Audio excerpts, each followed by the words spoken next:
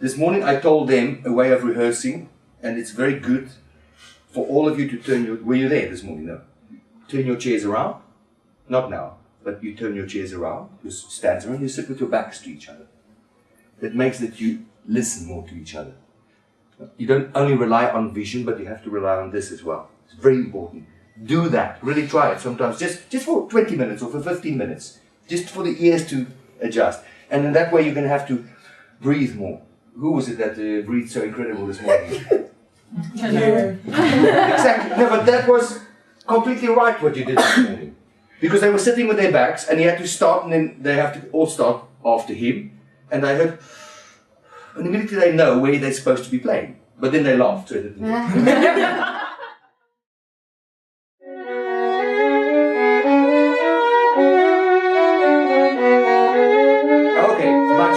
much better. And now do something, change dynamic, not what it's written, just play something dynamically and you have to go with her, with your accompaniment.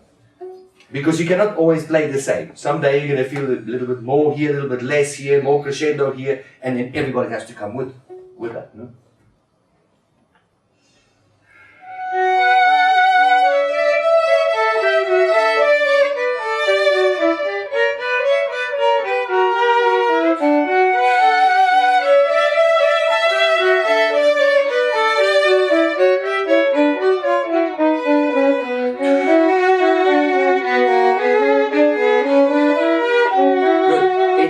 Printed this all. It's just to get the reaction quicker. You have to react on each other much quicker. Huh? Good. Let's try again. Everybody together. Okay.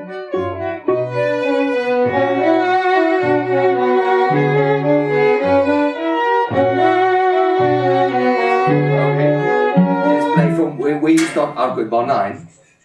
Could just the two of you play bar 9?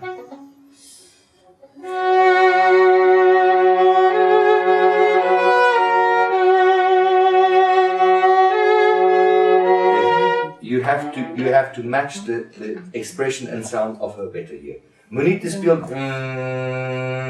Do you have an accent on there or not? Yeah. That's why I need school because I don't know. Sorry. Just try with the left hand to go a little bit with her to get the right color. Okay. Nog 'n keer dieselfde.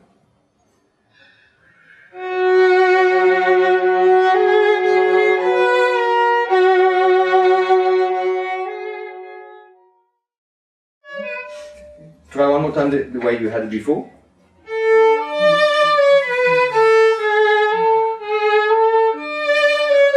It doesn't matter, they're both alright. But you have to always in the group experiment with bowings. Doen jy die bowings verder? Yeah. It's very important that you try not only one bowing, but try 2 or 3 different bowings. Because one might, you know the Guarneri Quartet? Have you heard of the Guarneri Quartet? No? Jy het 'n boek. Ja, ek het 'n boek. Right.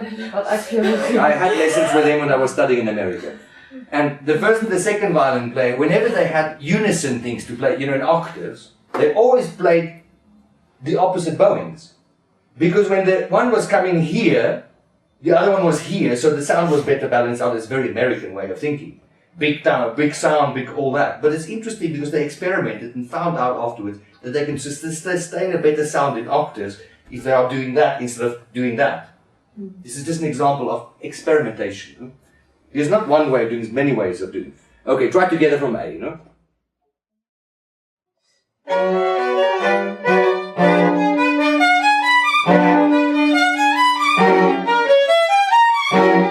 Okay, start the chords where you start playing the chords.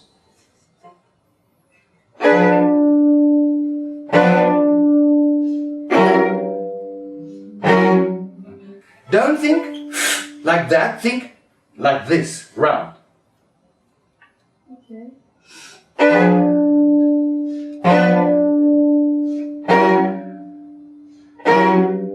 Okay, now can you try all of you to have the same vibrato?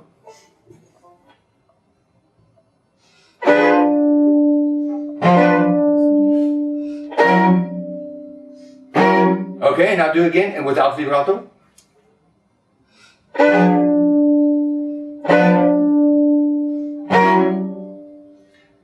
And you hear how out of tune it is without vibrato. So it's better to, when you are rehearsing, practicing, to practice without vibrato a few times, that you actually tune the chords and slow long notes, And then afterwards you put the expression. But these kind of things, you are one instrument here. Bar needs to be the same, all the same. In the articulation, how much pressure you put, how much release you do, how much vibrato you do. Okay, try together. Directly from there, no?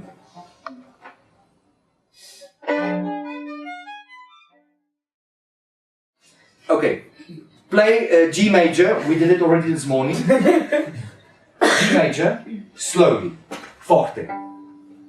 No vibrato. No.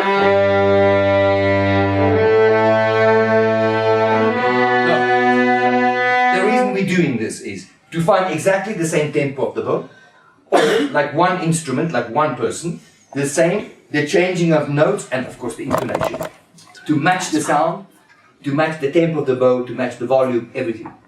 You have to do this before you start rehearsing. You have to do 10 minutes of this before you start, and every time on a different key, not only G major. Huh?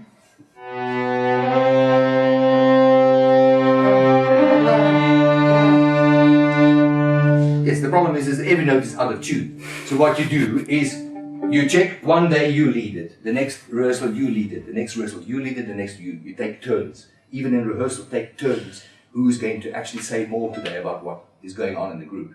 But if it's out of tune, don't just go on. I know when you're practicing, when the difficult things are and you play like crap, you just go on to the next bit that's easier, no? Because it's, oh God, I have to practice this bit. No? If it's out of tune, fix it. What is the problem? No? Do again. And a good sound, not ugly sound, good full sound, matching all together. You have to be in the same boat though afterwards, no?